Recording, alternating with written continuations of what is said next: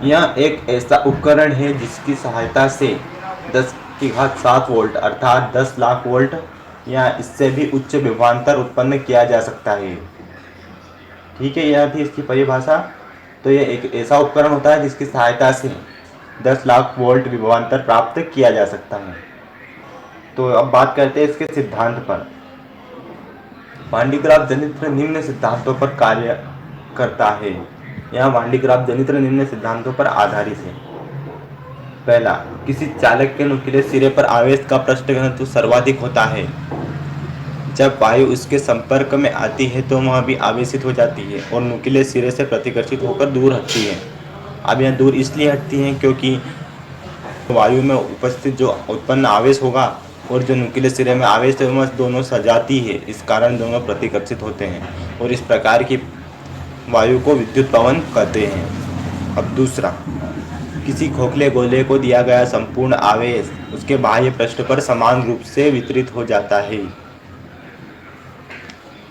यह था इसका सिद्धांत। अब बात करते हैं इसकी संरचना पर। इसमें 15 मीटर ऊंचाई के 2 स्तंभ पी होते हैं जिनके ऊपर 5 मीटर व्यास का खोखला गोला एस जुड़ा होता है। इसमें P1 और P2 दो घिरनियाँ होती हैं। घिरनी P1 फर्श के समीप तथा घिरनी P2 खोखले गोले एस के केंद्र में स्थित होती हैं। घिरनी P1 और P2 के मध्य रबर या रेशम का बेल्ट अर्थात पट्टा चढ़ा होता है। घिरनी P1 को एक अन्य मोटर एम की सहायता से घुमाया जाता है या चलाया जाता है। इस कारण P1 और P2 घिरनियाँ घूमने लगती है और बेल्ट भी घूमने लगता है। इसमें C1 और C2 दो चालक कंघियाँ होती है। कंघी C1 को कुहार कंघी तथा कंघी C2 को संग्राहक कंघी कहते हैं।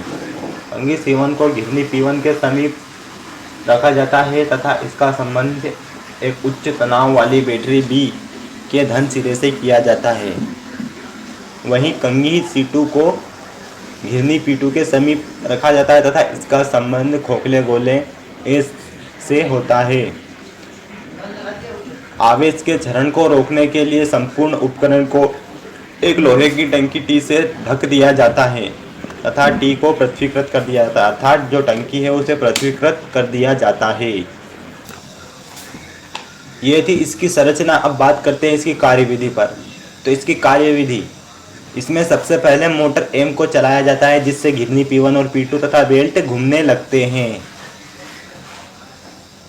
अब चूंकि कंघी C1 का संबंध एक उच्च तनाव वाली बैटरी B के धन सिरे से होता है अतः कंघी C1 धनावेशित हो जाती है। कंघी C1 के नुकीले सिरों पर धनावेश का पृष्ठ घनत्व सर्वाधिक होता है। जब वायु उसके संपर्क में आती है तो वह धनावेशित हो जाती है तथा नुकीले सिरे से प्रतिकर्षित होकर दूर हटती है तथा बेल्ट पर पहुंच जाती है। अब यह धनावेशित विद्युत पवन बेल्ट की सहायता से कंघी C2 के पास पहुंच जाती है, जहां कंघी C2 विद्युत प्रेरण के कारण ऋणावेशित हो जाती है। जहां विद्युत प्रेरण के कारण कंघी C2 पर ऋणावेश प्रेरित हो जाता है। चूंकि कंघी C2 का संबंध खोखले गोले S से है अतः गोले S के बाह्य पृष्ठ पर धनावेश प्रेरित हो जाता है। अब चूंकि कंघी C2 ऋणावेशित है अतः पुनः यहाँ पर ऋणावेशित विद्युत पवन उत्पन्न होती है और बेल्ट की ओर चलने लगती है।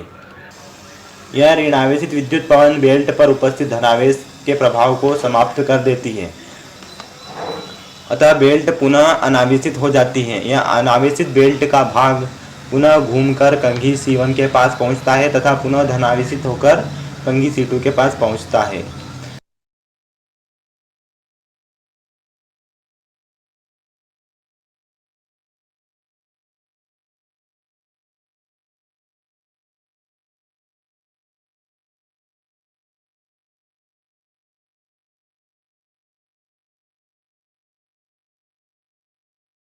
इस प्रकार यह क्रम चलता रहता है। फलस्वरूप गोले S के बाह्य पृष्ठ पर 10 की घात 7 वोल्ट अर्थात 10 लाख वोल्ट विभवांतर या इससे भी उच्च विभवांतर उत्पन्न हो जाता है। यह थी इसकी कार्यविधि। अब इसके उपयोग